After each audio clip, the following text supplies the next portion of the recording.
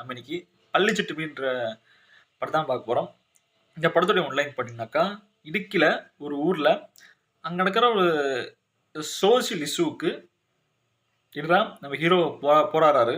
இதுதான் இந்த படத்துடைய ஒன்லைன். ரொம்ப சிம்பிளான ஒரு ஸ்டோரி தான் சொல்லி ஆகணும். அதே சமயத்தில் படத்துடைய ஸ்க்ரீன் பிளே இன்ட்ரெஸ்டாக இருக்குது.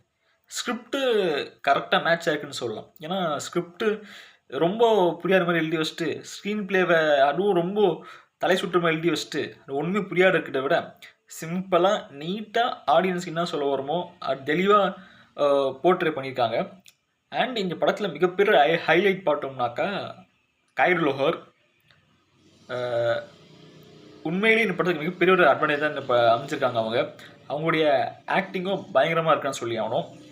அண்டு டொவினோ தாமஸ் மியூசிக், இந்த 3 விஷயம் தான் இந்த படத்துடைய ப்ளஸ் பாயிண்ட்.